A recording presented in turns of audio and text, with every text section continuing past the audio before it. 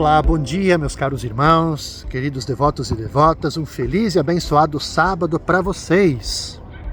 Nesse dia 15 de fevereiro, nós queremos meditar o Evangelho de Marcos, capítulo 8, versículos de 1 a 10. Naqueles dias havia de novo uma grande multidão e não tinha o que comer.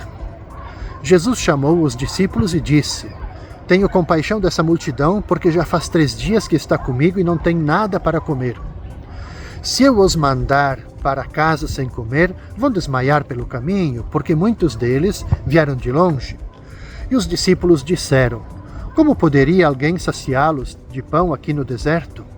E Jesus perguntou-lhes: Quantos pães tendes? Eles responderam: 7. Jesus mandou que a multidão se sentasse no chão. Depois pegou os 7 pães e deu graças, partiu-os e ia dando aos seus discípulos para que os distribuíssem. E eles os distribuíam ao povo. Tinham também alguns peixinhos. E depois de pronunciar a bênção sobre eles, mandou que os distribuíssem também. Comeram e ficaram satisfeitos.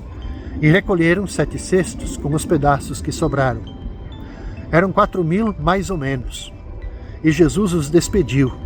Subindo logo na barca com os seus discípulos, Jesus foi para a região da Dalmatuta.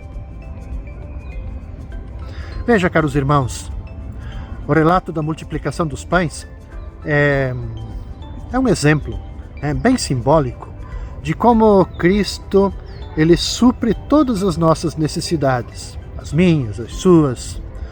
A vinda de Jesus ao mundo devolve a condição da graça para o ser humano, que é novamente alimentado por Deus, como era, vamos imaginar, lá no paraíso.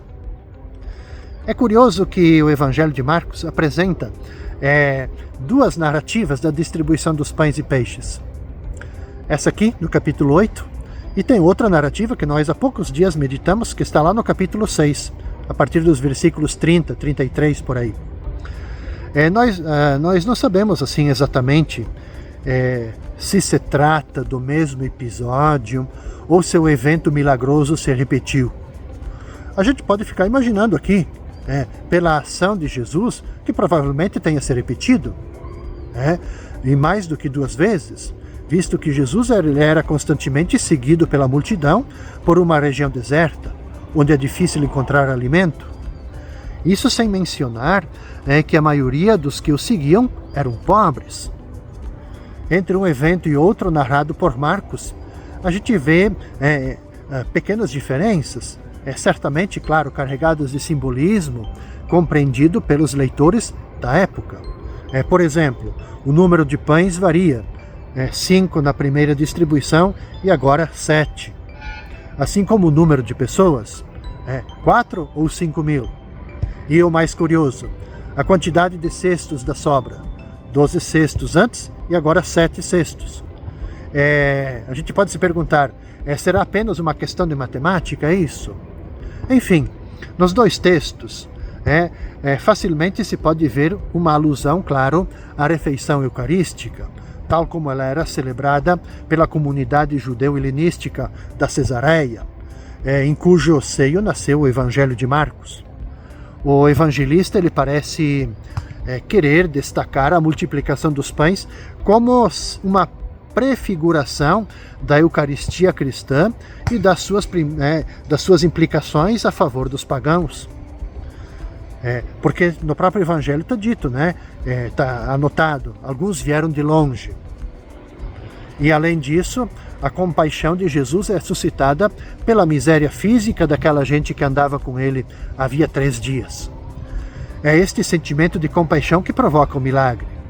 É esse mesmo sentimento que vai conduzir a partilha na comunidade em favor dos necessitados. Portanto, se o evangelista Marcos ele dá tanta ênfase a essa narrativa, tendo 2 momentos da narrativa da distribuição dos pães e dos peixes, a gente diz da multiplicação dos pães e dos peixes, há aqui um chamamento para nós. A gente, colocando o nosso olhar próximo da gente, ao redor de nós, nós também vamos perceber muita miséria, muita gente passando necessidade, muita gente com fome, que pede um pedacinho de pão. Ora, nós também precisamos ter os mesmos sentimentos de Jesus, o sentimento de compaixão. Então, quando nós somos movidos por compaixão, nós também vamos ser capazes, no mundo de hoje, provocar milagre. Quer dizer, o pouco de nós que nós temos vai ajudar aquele que nada tem. O pouco de muitos ajuda a saciar a fome. Esse é o sentido, A compaixão, o sentimento de compaixão, o sentimento de justiça, o sentimento de cuidado. É isso que provoca milagre, isso que provoca partilha, em favor dos necessitados. Que possamos acolher esse evangelho na nossa vida e nós também nos deixarmos guiar por sentimentos de compaixão.